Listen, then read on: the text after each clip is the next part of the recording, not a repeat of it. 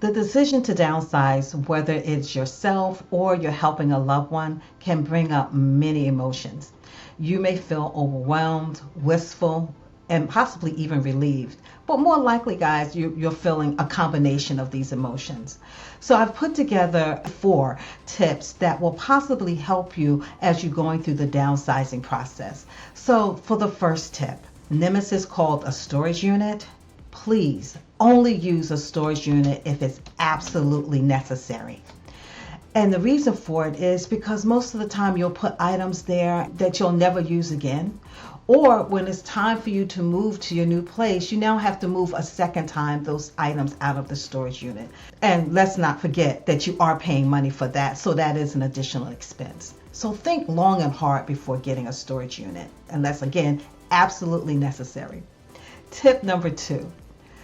Please say this to yourself. Make this your mantra. If you're helping a friend again, make this their mantra. Everything that you're bringing with you must have a place.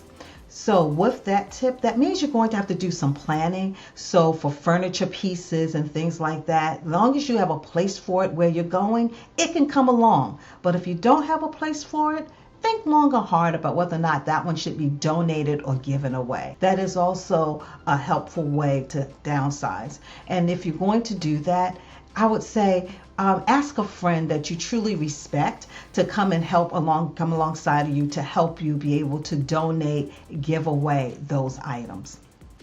And then finally, when you're looking at your appliances and also your furniture, make a decision whether or not it'll be better for that furniture or those appliances to come with you to your new place, or does it make more sense to, again, donate and give away, and when you arrive to your new place, buy something there. It may be easier, and also you can then fit that furniture to the size of your new place.